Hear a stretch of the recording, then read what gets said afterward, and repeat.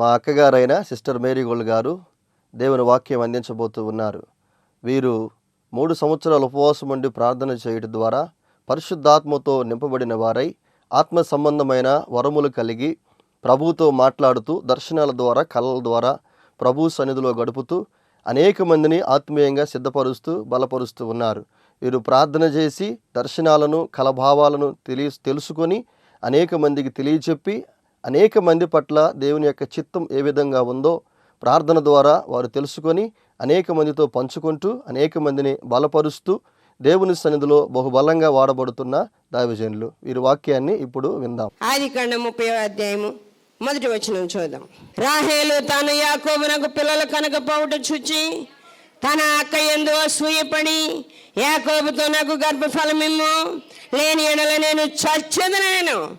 యాకోబు కోపము రాహేలు మీద రగులు కొనగా అతడు నేను నీకు గర్భఫలమును ఇయ్యకపోయినా దేవునికి ప్రతిగా ఉన్నానా అన్నాడట. నేనేమన్నా దేవునికి ప్రతిగా ఉన్నాను నీకు గర్భఫలాన్ని ఇవ్వడానికి? నేను నీకు గర్భఫలం ఇవ్వడానికి నేనేమన్నా దేవుణ్ణా? దేవుడు గర్భఫలం ఇస్తే పిల్లలు పుడతారు. దేవుడు గర్భఫలం ఇవ్వకపోతే పిల్లలు పుట్టరు. భర్తతో తగులాడితే ఏమొస్తుంది? భర్తతో తగులాడితే వస్తుందా? రాహేలు దేవుని దగ్గరికి వెళ్ళి మొరపెడితే పిల్లలు పుడతారు. దేవుని దగ్గరికి వెళ్ళి మొరపెట్టాలి. రాహేలుకి ఏ విషయంలోనూ తక్కువ లేదు, ఒకటే కొరతుంది, గర్భవతి కాలేదు. ఆ తరువాత 22వ వచనంలో దేవుడు రాహేలును జ్ఞాపకం చేసుకొని ఆమె మనవి విని ఆమె గర్భము తెరచెను. దేవుడు రాహేలు మనవి విని ఆమె గర్భమును తెరిస్తే ఆమె గర్భం ధరించిందంట. గర్భం ధరించి కొడుకుని కానీ నాకు ఇంకొక కొడుకు కావాలని అతనికి యోసేపు అని పేరు పెట్టిందంట. యోసేపు ఇంకొక కొడుకు కావాలని అర్థం అనమాట. అది యోసేపు అంటే దేవుడు అలాగే ఇంకొక కుమారుడిని ఇచ్చాడు. దేవుని సన్నిధిలో రెబ్కా విషయంలో ఇస్సాకు మొరపెట్టాడు. రాహేలు వచ్చి యాకోబుని తగు వేస్తుంది. ఏంది మీ నాన్న అడిగినట్టు నువ్వు అడగలేవో? మీ నాన్న పిల్లలు లేకపోతే మీ అమ్మ కోసం ఎట్ట అడిగాడో తెలుసా? మీ అమ్మ కోసం మొరపెట్లా? మొరపెడితే కదా నువ్వు పుట్టింది, నువ్వు మొరపెట్టలేవా అని అడిగింది. తగులాడింది. దేవుడు ఆమె మొరపెట్టేదాకా ఎదురు చూశాడు. హన్నాకి పిల్లలు లేరు. హన్నా గర్భవతి కాలేదు. హన్నా పెనిన్నా అని 2 భార్యలు ఎల్కానాకు ఉన్నారు. 1 సమూయేలు గ్రంథంలో 5 నుంచి చదువుదామమ్మా. హన్నా తనకు ప్రేమగానున్నందున ఆమెకు 2 పాళ్ళు ఇచ్చుచూ వచ్చును. యెహోవా ఆమెకు సంతు లేకుండా చేసెను. యెహోవా ఆమెకు సంతు లేకుండా చేసి ఉన్న హేతువును బట్టి ఆమె వైరియగు పెనిన్నా ఆమెను విసికించుటకై ఆమెకు కోపము పుట్టించుచూ వచ్చాను. ఆమె వైరియగు పెనిన్నా పిల్లలు కానీ నువ్వు గొడ్రాలువి నీకు పిల్లలు లేరు, గొడ్రాల ముఖం చూడకూడదు. కొందరు అంటుంటారు, ఏడుస్తుంటారు, పిల్లలు లేనంట, ఎదురు రాకూడదంట, మా ముఖం చూడకూడదంట, కలిసి రాదంట అంటారు. అలాంటి తిట్లు పెడుతుంది పెనిన్నా. అప్పుడు ఆమె భర్త దగ్గర బాధపడుతూ ఉంది, ఏడుస్తూ ఉంది. ప్రతి సంవత్సరము షిలోహుకు పోదాంరా దేవాలయానికి వెళ్దాం అనగానే ఎందుకు వచ్చేది, దేవుడు నాకు పిల్లల్ని ఇవ్వలేదు కదా అన్నట్టుగా ఆమెకు బాధ, ఏడుపు, చాలా వేదనగా ఉంది. ఆమె భర్త మీద తగువేయలేదు కానీ భర్తే ఆమెను ఓదారుస్తూ ఉన్నాడు. వాక్య భాగంలో చూస్తే ఎల్కా ఆమెకు ఏటేటా రీతిగా చేయించునుండగా హన్నా యెహోవా మందిరమునకు పోవునప్పుడల్లా అది ఆమెకు కోపము పుట్టించును గనుక ఆమె భోజనము చేయక ఏడ్చుచూ వచ్చును. ఆమె పెనిమిటి అయిన ఎల్కానా, హన్నా నీవెందుకు ఏడ్చుచున్నావు? నీవు భోజనము మానుట ఎలా? నీకు మనోవిచారం ఎందుకు కలిగినది? 10 మంది కుమారుల కంటే నేను నీకు విశేషమైన వాడను కానా అని ఆమెతో చెప్పాడంట. 10 మంది కొడుకుల కంటే నేను నీకు విశేషమైన వాడిని కాదా? నేనేమన్నా అంటున్నానా? నువ్వు పిల్లలు కనలేదని నేను ఎప్పుడు ఫీల్ అవ్వలేదే, నీకు పిల్లలు లేరని నేను ఎప్పుడు బాధపడలేదే, నీ విషయమై నేను ఎప్పుడు ఆలోచించలేదే, నువ్వెందుకు ఏడుస్తున్నావు, నువ్వెందుకు బాధపడుతున్నావు. కానీ హన్నాకి మాత్రము దేవుని సన్నిధికి వెళ్ళినప్పుడల్లా అది బాధని, వేదనని, కోపాన్ని కలిగించిందంట. అందుకని ఆమె వెళ్ళి దేవుని మందిరంలో మొర్రపెట్టింది. దేవుడు ఆమె మొర్ర ఆలకించి కుమారుణ్ణి అనుగ్రహించాడు. దేవుడు ఆమె మొర్ర ఆలకించి కుమారుణ్ణి అనుగ్రహించినందున దేవుణ్ణి బహుగా స్తుతించగలిగింది. ఆయన వెతకడానికి ఆకాశమును భూమిని కలిగించిన దేవుడు అన్నిటినీ ఆనవాళ్ళని రుజువుల్ని ఇక్కడ ఉంచినప్పుడు వాటిని గురించి ఆలోచించిన వాళ్ళు ఆయన అడగకుండా ఉండలేరు. ఆయన గురించి ఆలోచించే వాళ్ళు ఆయన అడగకుండా ఎలా ఉంటారు? ఆలోచించే వాళ్ళు అడుగుతారు. దేవుని గురించి ఆలోచించే వాళ్ళు ఆయన అడగకుండా ఉండలేరు. సంసోనుని దేవుడు ఓ ప్రత్యేక విధానంలో పుట్టించాడు. ఓ ప్రత్యేకమైన విధానంలో నాజీరు చేయబడిన వాడుగా, ఓ ప్రత్యేకమైన శక్తి కలిగిన వాడిగా, బలము కలిగిన వాడిగా దేవుడు పుట్టించాడు. ఏదైనా సంసోను ఈజీగా అవలీలగా చేసుకుంటూ వెళ్ళిపోయేవాడు. ఏ పనైనా చాలా చక్కగా చేసుకుంటూ వెళ్ళిపోయేవాడు. ఒకసారి ఒక గవినిలో నుంచి వెళ్ళాల్సి వస్తే గేట్లను ఎత్తుకొని భుజాన్ని పెట్టుకొని పోయాడు.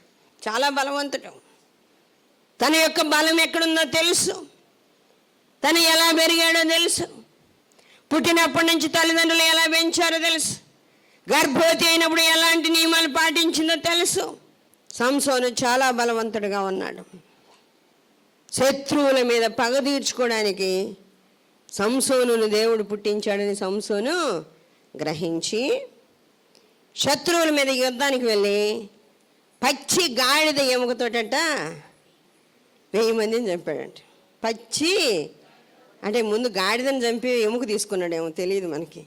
ఎముకని ఇట్లా లాగేసాడేమో గాడిద నోట్లో నుంచి. ఎలా చేశాడో మనకు తెలియదు. సింహం వస్తే సింహం నోరు చీల్చేశాడు. నక్కల్ని తీసుకొచ్చి తోకలు కట్టి తోకలకి దివిటీలు వెలిగించాడు. అసలు నక్కలు దొరుకుతాయా? ఇన్ని నక్కలు జతలుగా తోకలు కట్టాడంట. అంటే మంటమండి. వాటికి నొప్పి తగిలినప్పుడు పరిగెత్తి అన్నిటినీ తగలబెట్టాలని చెప్పి. సంసోను యొక్క ఆలోచన బ్రెయిన్ ఎలా ఉందంటే అంత షార్ప్గా పనిచేసేది. సంసోను గాడిద ఎముకతోటి 1000 మందిని చంపేశాడు. ఆ తర్వాత ఆయనకి దప్పికైందంట, దాహం వేసింది.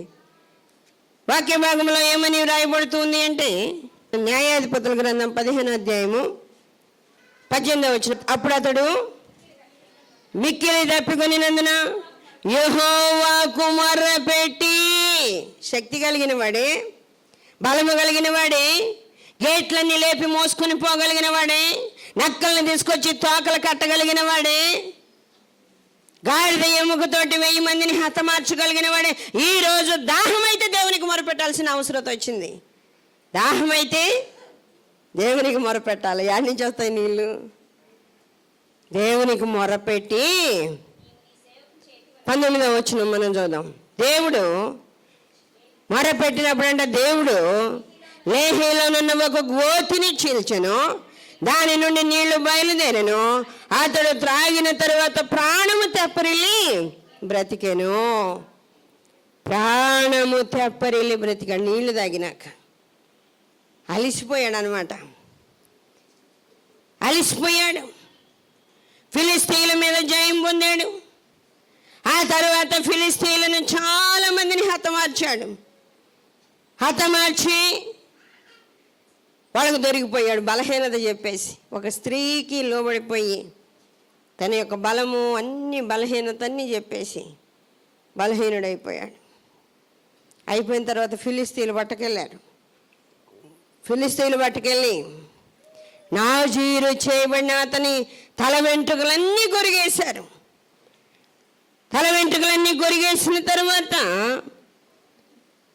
బందీ గృహంలో వేయబడ్డాడు. వాక్య భాగంలో మనం చూస్తే 16వ అధ్యాయము 21, 22 వచనాలు చదువుకుందాం. అప్పుడు ఫిలిష్తీయులు అతని పట్టుకొని అతని కన్నులను ఊడదీసి గాజాకు అతని తీసుకుని వచ్చి ఇతడి సంఖ్యల చేత అతని బంధించిరి. అతడు బందీ గృహములో తిరగలి విసురువాడాయను. అయితే అతడు క్షౌరము చేయబడిన తరువాత అతని తల వెంట్రుకలు తిరిగి మొలచుటకు మొదలుపెట్టెను. అతని తల వెంట్రుకలు తిరిగి మొలచుటకు మొదలుపెట్టాయంట. మళ్ళీ మొలకలు వస్తున్నాయి. జుట్టు అంతా పోయిన తర్వాత మళ్ళీ మొలకలు వస్తున్నాయి, జుట్టు పెరుగుతుంది. అప్పుడు సంసోనుకి దేవుణ్ణి జ్ఞాపకం చేసుకొని అడుగుతున్నాడు, అయ్యా నాకు ఎంత శక్తినిచ్చిన దేవుడవు, ఆకాశాన్ని భూమిని కలుగజేసిన దేవుడవు, చంద్ర నక్షత్రాలను కలుగజేసిన దేవుడవు, నా తల్లి గర్భంలో నేను రూపించబడక ముందే ఓ ప్రత్యేకమైన విధానములో నన్ను పుట్టించిన దేవుడవు, నన్ను పుట్టించిన దేవుడవు, తల్లి గర్భములో రూపించబడక ముందే నన్ను పుట్టించిన దేవుడు, ఆ విధంగా నియమాలతో పుట్టించిన దేవుడవు. ఈరోజు నేను హేళన చేయబడుతున్నాను, నా కన్నులు ఓడబెక్కబడ్డాయి, గుడ్డోండి అయ్యాను ప్రభువా, నేను గుడ్డోండి అయిపోయాను. ఇప్పుడు ఏది నాకు కనబడదు, నాకేది కనిపించడం లేదు. వాక్య భాగంలో మనం చూస్తూ ఉంటే 28వ వచనం. అప్పుడు సంసోను, యెహోవా ప్రభువా దయచేసి నన్ను జ్ఞాపకం చేసుకునుము, దేవా దయచేసి ఈసారి మాత్రమే నన్ను బలపరచుము, నా 2 కన్నుల నిమిత్తము ఫిలిష్తీయులను ఒక్కమారే ఓడించి పగ తీర్చుకొననిమ్మని యెహోవాకు మొర్రపెట్టి ఆ గుడికి ఆధారంగా ఉన్న స్తంభాలను పట్టుకోవడానికి నన్ను కొంచెం తీసుకెళ్ళండి అక్కడికని బతిమలాడంట. పట్టుకొని ఉన్న బొంట్లుని వాళ్ళకి ఎన్ని ఆలోచన చేసుకోవద్దు వాళ్ళు. ఈ సంసోను సామాన్యుడు కదే, ఇప్పుడు అడుగుతున్నాడంటే ఏం ప్లాన్ ఉందో లోపల, ఏదో ప్లాన్ వేసినట్టుంది. జాగ్రత్తగా ఉండాలని అనుకోలే వాళ్ళు. ఈ గుడికి ఆధారంగా ఉన్న ఆ స్తంభాల దగ్గర వేసపోయి నన్ను పట్టిస్తే నేను వాటి మీద ఆనుకుంటాను అన్నాడు. వాటి మీద ఆనుకుంటా, నేను ఆ స్తంభాల దగ్గర తీసుకుని వెళ్ళి నన్ను పట్టించండి అని చెప్పుకుంటే ఆ సమయంలో వాళ్ళు తీసుకెళ్ళి ఆ గుడికి ఆధారంగా ఉన్న స్తంభాల దగ్గర పెడితే ఆ రెండిటిని 2 చేతులతో పట్టుకొని బలంగా వంగి వాటిని వంచేసి మొత్తాన్ని కూల్చేశాడు. దేవుని యొక్క శక్తి కావాలంటే మొరపెట్టాలి, దేవుని యొక్క కృప కావాలంటే మొరపెట్టాలి. అన్న దేవునికి మొరపెట్టినప్పుడు దేవుడు గర్భాన్ని తెరిచాడు. రెబ్కా గర్భఫలము కోసము దేవుని అడిగినప్పుడు దేవుడు గర్భాన్ని తెరిచాడు. రాహేలు గర్భవతి కావాలని గర్భము కోసము దేవుని సన్నిధిలో ప్రార్థన చేస్తే దేవుడు గర్భాన్ని తెరిచాడు. ఆ తర్వాత యెరోబోము భార్య అంటే పిల్లవాడి స్వస్థత కోసం పోయిందండి మళ్ళీ పాస్టర్ కాడికి. పిల్లవాడి స్వస్థత కోసం నేను రాజును అవుతానని చెప్పిన ఆ ప్రవక్త దగ్గరికి వెళ్ళు, ఆ ప్రవక్త ఈ బిడ్డ విషయమై ఏం జరుగుద్దో చెబుతాడు, వెళ్ళు. సరే వెళ్తే మంచిదే. ఆమె దేవుణ్ణి హత్తుకోలా, దేవుణ్ణి వెతికి కనుగొనలేదు. ఆమె ప్రార్థనా పర్రాలు కాదు, ప్రార్థన చేసే పరిపూర్ణమైన వ్యక్తి కాదు. అందువల్ల ఏం చేసింది, ఆ స్వస్థత కోసం మాత్రమే పోయింది. స్వస్థత కోసం మాత్రమే పోయేటప్పుడు ఎట్టుంటారు, ఏ విధంగానైనా నటించవచ్చు, ఏ విధంగానైనా నటించవచ్చు. మీరు ప్రార్థన చేస్తే అందరూ బాగవుతున్నారని అందరూ చెప్పుకుంటున్నారు అయ్యగారు అనగానే అటైతే నీకోసం కూడా చేస్తారమ్మా అనొచ్చు కదా, అంతే కదా. పొగుడుతారనమాట, పొగుడుతూ ఉంటారు. ఆమె అన్నిటినీ సిద్ధం చేసుకొని పోయింది, తేనెని రొట్టెలని అన్నిటినీ తీసుకొని వేరొకటి అయినట్టుగా పోయిందంట. వేరొకటి అయినట్టుగా పోయినప్పుడు ఆకాశాన్ని కలుగజేసిన దేవుడు, భూమిని కలుగజేసిన దేవుడు తను వెతికి కనుగొని హృదయపూర్వకంగా ప్రార్థనా పూర్వకంగా మొరపెట్టుకోవడానికి ఏం రాలేదని గ్రహించి ఆయన ఏం చేశాడు, ఇదిగో నీ దగ్గరికి యెరోబాము భార్య వేరొకటి అయినట్లుగా వస్తుంది, ఆమె కాలు చప్పుడు వినగానే నువ్వు మాట్లాడాలా, చూడండి, 1 రాజుల గ్రంథం 14వ అధ్యాయంలో 6వ వచనం చూద్దాం. అంతలో అహియా ద్వారం లోపలికి వచ్చి ఆమె కాలి చప్పుడు విని ఆమెతో ఇట్లా, నేను యెరోబాము భార్య లోపలికి రమ్ము, నీవు వేషము వేసుకొని వచ్చుట ఎలా? నీవు వేషం వేసుకొని రావడం ఎందుకు? యథార్థంగా వచ్చి, అయ్యా నా భర్త రాజు అవుతాడని నువ్వు చెప్పావంట, దేవుడు నీకు చెబితే నువ్వు చెప్పావు, ఆయన అట్టగే రాజు అయ్యాడు, ఆయన కుమారుడయ్యా, ఇప్పుడు బాగలేదు, జబ్బు వచ్చింది, ఆయన భార్యనైన నేను నీ దగ్గరికి వచ్చాను, ఏమవుతాడో చెప్పయ్యా, బతుకుతాడో లేదో చెప్పయ్యా అని అడగాల.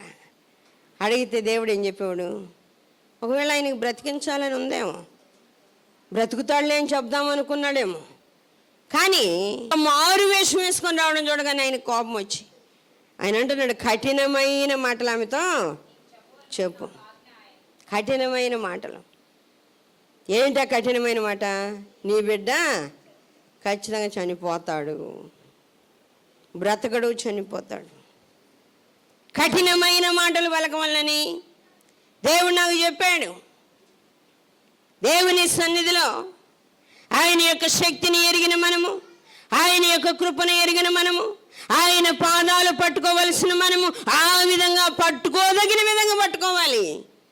ఎలా ప్రార్థన చేయాలి, అలా మొరపెట్టుకోవాలి, అలా ప్రార్థన చేయాలి.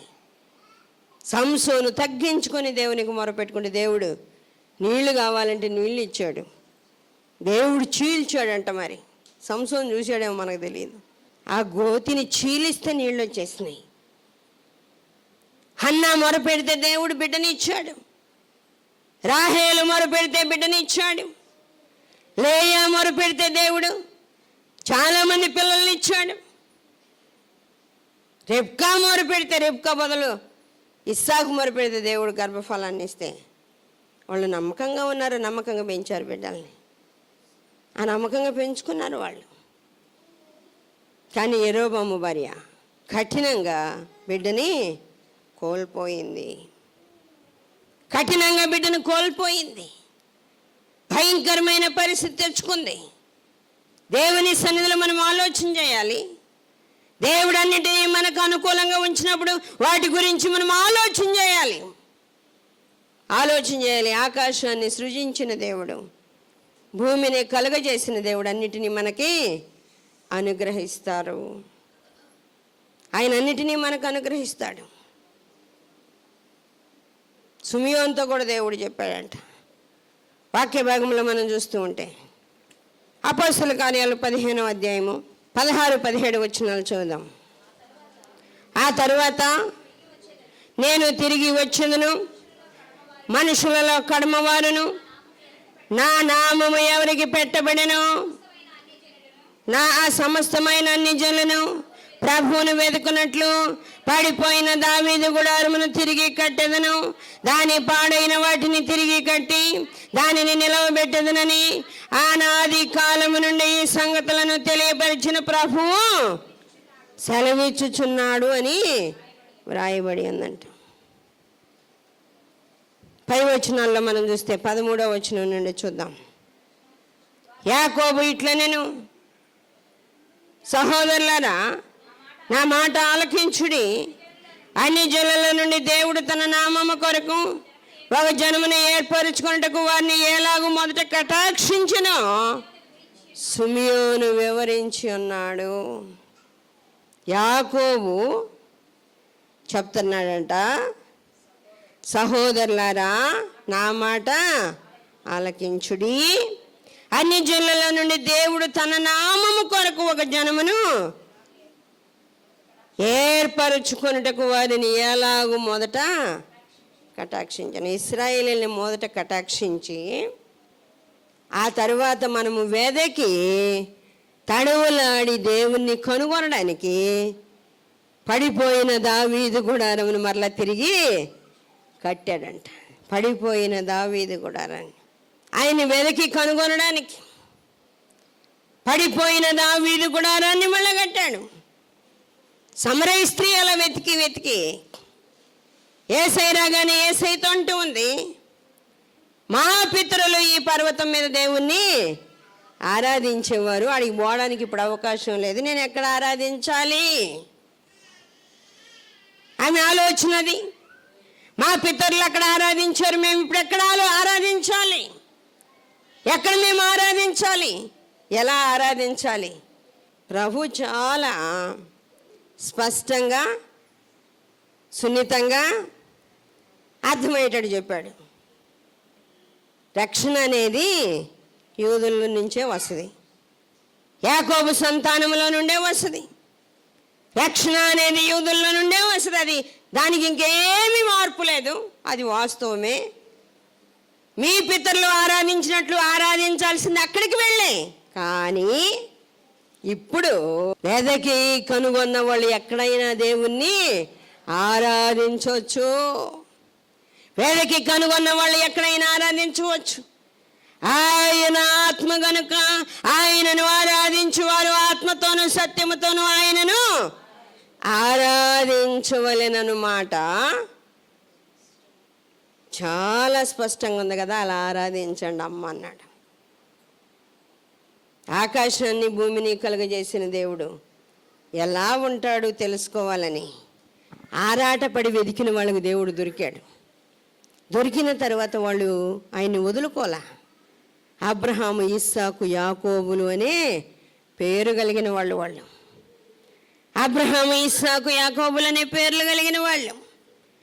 ఇస్సాకు ధ్యానించి ఇంకా దేవునికి దగ్గర అయిపోయాడు. యాకోబు దేవుడు కనబడగానే ఆయన్ని వదలకుండా గట్టిగా పట్టుకున్నాడు. ఇంకా అమ్మో ఈయన వెళ్ళిపోతే నేనేటి పోవాలా, ఏం చేయాలా? అటు పోతే మా అన్న చంపేటట్టున్నాడు, ఖచ్చితంగా నేను ఈయనతో వెళ్ళిపోవాలనుకున్నాడు. ఎందుకంటే వాళ్ళ తాత ముత్తాతలు కొంతమంది వెళ్ళి ఉన్నారు కదా. హానోకు దేవునితో నడిచిన దేవుడు ఆయనను తీసుకొని పోయాడు. హానోకు దేవునితో నడిచాడు, దేవుడు ఆయన తీసుకుని పోయాడు. ఇంకా తర్వాత భూమి మీద లేడు ఆయన. తీసుకొని పోయిన తర్వాత కనబడలా. యాకోబు కనిపిస్తుంది. అటు పోయి మా అన్న చేతిలో చనిపోయే కంటే ఈయన వెళ్ళిపోవటం బెటర్ కదా, ఈయన తీసుకెళ్తాడేమోనని పట్టుకున్నాడు. అసలు తీసుకెళ్తాడేమోనని పట్టుకుంటే ఆయన ఒక దెబ్బ కొట్టి దీవించి, ఏడే పడి ఉండు, నువ్వు ఎక్కడే దీవెనలన్నీ పంచాలా, ఏడికి నువ్వు వచ్చేది అని కింద పడేసి వెళ్ళిపోయాడు. చూడండి, దేవుని సన్నిధిలో వెదకి తడువులాడిన వాళ్ళు ఆయన్ని వదిలి ఉండలేరు. అలా నువ్వు దేవుని వెదకి కనుగొంటే, ఆయన్ని హత్తుకొని జీవించగలిగితే, ఆయన్ని విడిచి ఒక క్షణం కూడా ఉండలేవు. అబ్రహాము తర్వాత ఎప్పుడు ఉండలేదు అలా. ఇస్సాకు దేవుని వదిలి ఉండలేదు, యాకోబు దేవుని విడిచి ఉండలేదు. అన్ని దేశాల్లో కుమారుడైన క్రీస్తు పుట్టిన తర్వాత మనము ఎరిగి మనము ఆయన్ని పట్టుకొని జీవిస్తూ ఆయనతో వెళ్ళాలి అనే ఆరాటం కలిగి ఉండాలి. ఆయనతో వెళ్ళాలి అని ఆరాటం కలిగి ఉండాలి. అలాంటి ఆరాటం కలిగిన వాళ్ళకు ప్రభు చెప్పాడు, ఆత్మతో సత్యముతో ఆయన్ని ఆరాధించండి అని. ఆరాటం కలిగింది సమరయ స్త్రీకి కూడా. ఏం పని ఇంకా ఆయనతోటి, ఆయన దగ్గరికి వెళ్ళాలని. అందుకే ఏలియా కూడా హానోకుని చూసి, ఇక నన్ను ఉంచొద్దాం, ఎట్టయితే మట్టయిని తీసుకెళ్ళిపో, ఇక నన్ను భూమి మీద ఉంచొద్దాం, ఎలా అయితే అలా అయింది నన్ను తీసుకుని పో అంటే ఇక తట్టుకోలేక ఎందుకులే ఈ బాధ అంతని ఏలియాని కూడా తీసుకెళ్ళాడు. చాలా విషయాలు మనకు తెలియదు. ఇజ్రాయెల్ దేశంలో ఉన్న ఈ గ్రంథాల్లో బైబిల్ చదివిన వాళ్ళకి ఈ విషయాన్ని చూసిన తర్వాత దీని నుంచి లోపల ఏముందనేది తెలుసుకోవాలనిపిస్తుంది. ఆకాశాన్ని భూమిని చూసిన తర్వాత ఆకాశము భూమిని కలుగజేసిన దేవుడు ఎలా ఉంటాడో చూడాలని ఆశ కలుగుతుంది. ఆయన్ని కనుగొన్న తర్వాత ఈ వాక్యము లోపల నుండి లోపలికి ఎలా ఉందో ఏంటో అనేది తెలుసుకోవాలని ఆరాటం వస్తుంది. అలా ఆరాటం వచ్చి కనుగొన్న తర్వాత దేవుడు మనలను బలపరిచి ఆ విధంగా నడిపించుకుంటాడు. ఆయన పొలిమేరలను ఏర్పరిచి ఆయనను తడువులాడి కనుగొను నిమిత్తము అందరి దగ్గర ఆయన ఆనవాళ్ళు ఉంచాడంట. అందరి దగ్గర ఉంచాడు రుజువులు. ఆయన రుజువులు ఉంచాడు. వాటి గురించి నువ్వు ఎప్పుడైనా ఆలోచన చేస్తున్నావా? ఆయన ఉంచిన రుజువుల గురించి నీకు ఎప్పుడైనా ఆలోచన వస్తుందా? కుటుంబంలో ఉన్నవాడు కుటుంబాన్ని చూసుకోవడమే సరిపోయా, బయటకు వచ్చి ఆకాశాన్ని చూస్తే కదా కనబడేది. బయటకు వచ్చి భూమిని చూస్తే కదా కొంతమంది ప్యాలెస్లో పెరుగుతారు, నేల మట్టి ఎట్లుంటుందో వాళ్ళకి తెలియదు. పండ్లన్నీ తింటారు, ఆ చెట్టు ఎట్లుంటుందో వాళ్ళకి తెలియదు. అలాంటి వాళ్ళకి దేవుని గురించి ఏమర్థమవుతుంది? దేవుని గురించి అర్థమయ్యేటట్లుగా వాళ్ళకి అన్ని అనుభవాలు నేర్పించాలి, చూపించాలి, దేవుని గురించి తెలియజేయాలి. అబ్రహాము తెలుసుకున్నాడు, విశ్వాసాన్ని కాపాడుకున్నాడు, ఆత్మ సంబంధమైన ఉన్నతంగా దేవుణ్ణి హత్తుకోగలిగిన ప్రార్థనా జీవితం కలిగి ఉండి నిరంతరము మన బ్రతుకు దినాలని దేవుణ్ణి కలిగి ఉండాలని ఈ వాక్యము ద్వారా తెలియజేస్తూ నేను ముగిస్తున్నాను. దేవుడి మాటలు దీవించునుగాక. ప్రార్థన చేసుకుందాం. చేయండి, అందరూ ప్రార్థన చేయండి. అవును ప్రభువా, మమ్మల్ని బలపరచయ్యా. అబ్రహాము విశ్వాసాన్ని కాపాడుకున్నాడు, ఆ విధంగా నేను కూడా కొనసాగడానికి శక్తి నువ్వు నాయన. సంసోను బలవంతుడై మిమ్మల్ని హత్తుకొని జీవించిన కూడా అక్కర్లకు మిమ్మల్ని బతిమలాడి మీ దగ్గర నుంచి నీళ్లు త్రాగాడు ప్రభువా, శక్తిని పొందుకున్నాడు నాయన. ఇదిగో రిబ్కా నాయన గర్భం ధరించింది, రాహేలు గర్భం ధరించింది, హన్న గర్భం ధరించింది. బిడ్డల కొరకు మొరపెట్టుకున్న నాయన ఇదిగో నా తండ్రి విధవరాలు బిడ్డను బ్రతికించుకుంది ప్రభా, ఘనురాలు బిడ్డను బ్రతికించుకుంది. తండ్రి దయతో జ్ఞాపకం చేసుకోండి అని దేవుని సన్నిధిలో ప్రార్థన చేద్దాం. కృప కలిగిన దేవా, సర్వాధికారి అయిన తండ్రి, మహోన్నతుడ, పరిశుద్ధుడ, ఉన్నత పరిశుద్ధ స్థలంలో నివసించే దేవా, మీకు వందనాలు, స్తోత్రాలు. ఇదిగో నేను వాక్య భాగాల ద్వారా మీరు మాట్లాడిన ప్రతి మాటను బట్టి వందనాలు. బిడ్డల హృదయాల్లో ఈ వాక్యము ఉండినట్లు కృప దయచేయండి. వాక్య ప్రకారం మిమ్మల్ని కనుగొని ప్రభు హత్తుకొని జీవించడానికి, మీతో ముచ్చటించడానికి, మీ ముఖ దర్శనం చేసుకోవడానికి, మిమ్మల్ని విడువక ఉండడానికి కృప దయచేయండి. ప్రతి బిడ్డను బలపరచండి. అనారోగ్యంతో ఉన్న బిడ్డలను ముట్టండి, స్వస్థత నెమ్మది దయచేయండి. నెమ్మది లేని వారికి నెమ్మదినివ్వండి. దురాత్మల చేత పీడించబడుతున్న వారికి విడుదల దయచేయండి. ఇదిగో నాయన గర్భఫలం లేక బాధపడే వాళ్ళకి గర్భఫలం ఇవ్వండి నాయన. అనారోగ్యంతో బాధపడుతున్న బిడ్డలందరినీ మీరు ముట్టండి నాయన. నా తండ్రి, ఏ సమస్యతో బిడ్డలు ఉన్నారో ఆ సమస్యలు తీర్చి నాయన, ఆ సమస్యలు మిమ్మల్ని కనుగొనటంలో, మిమ్మల్ని హత్తుకొని జీవించడంలో ఆటంకాలుగా ఉండకున్నట్లు కృప దయచేయండి ప్రభా. సమస్తమును నాయన మీరు ఎరిగి ఉన్న దేవుడు, ప్రతి బిడ్డను బలపరచి నాయన మీరే నడిపించి, మీరే మహిమ ఘనత ప్రభావాలు తెచ్చుకోమని మీకు అప్పగించుకుంటా యేసయ్య అతి పరిశుద్ధ నామములో అడుగుచున్నాను తండ్రి, ఆమేన్. మరిన్ని వివరముల కొరకు మమ్మలను సంప్రదించవలసిన చిరునామా Marigold Foundation, Holy Spirit Church, Vishwanathapuram, Podili, Prakasam జిల్లా, పిన్ కోడ్ 523240. మా ఫోన్ నెంబర్స్ 8500084841. మరి ఒక ఫోన్ నెంబర్ 8500084842.